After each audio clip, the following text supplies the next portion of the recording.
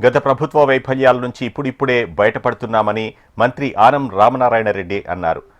నెల్లూరు జిల్లా పెరుమాళ్లలో మీ భూమి మీ హక్కు కార్యక్రమంలో ఆయన పాల్గొన్నారు. వేల కోట్ల రూపాయల భూమిని కొట్టేసే ల్యాండ్ టైటిలింగ్ యాక్ట్ తీసుకొచ్చి రైతులను గత ప్రభుత్వం భయభ్రాంతులకు గురిచేసిందన్నారు. తాము అధికారంలోకి రాగానే వెంటనే రద్దు చేశామన్నారు. రైతులను మోసం చేసి దొంగ పాస్ పుస్తకాలు ముద్రించిన ఘనత వైసీపీకే దక్కుతుందని మంత్రి ఆనం నారాయణ రెడ్డి ఆరోపించారు.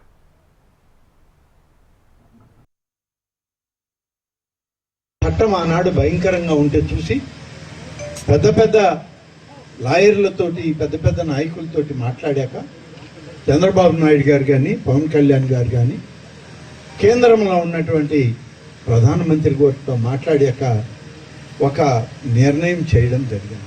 ఈ చట్టం కానీ మనం అధికారంలోకి వస్తే ఈ చట్టాన్ని వెంటనే రద్దు చేస్తామని చెప్పడం జరిగింది. మీ అందరికీ తెలుసు, ఎన్నికల ప్రణాళికలో పెట్టిన సూపర్ 6లో ల్యాండ్ టైటిలింగ్ యాక్ట్ అనే దాన్ని రద్దు చేస్తామని చెప్పడం జరిగింది. ఎన్నికలు పూర్తయి అధికారంలోకి వచ్చాం. ప్రజలు నమ్మారు, విశ్వసించారు.